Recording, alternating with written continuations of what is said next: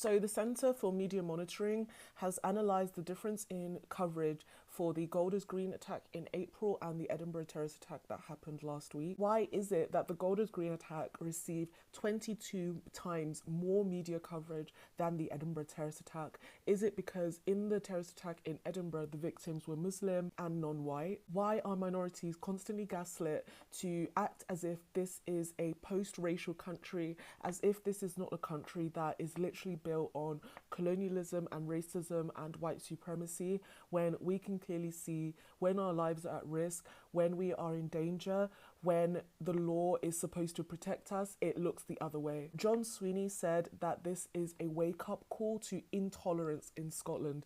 I think that the words that he should have used should have been a lot more direct and a lot more stark than that. I'm finding this so difficult to talk about because, of course, this is not new information, but when you get reminded again and again that you are a second-class citizen, that your life doesn't matter because of the colour of your skin, it is hard to carry on and it is hard to continue on with life. The government, the media class, benefit from Islamophobia at the heart of their policies and the way that they speak about citizens in this country.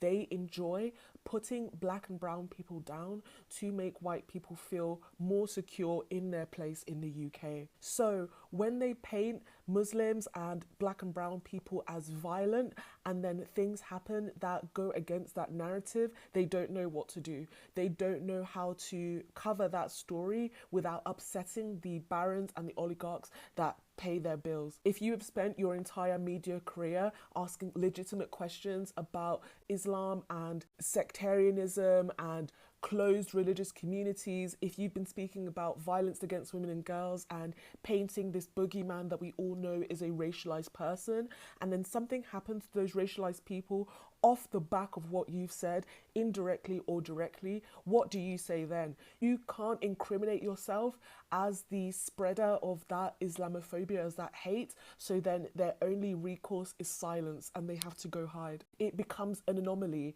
and this violent act being an anomaly means it's something that we don't need to speak about.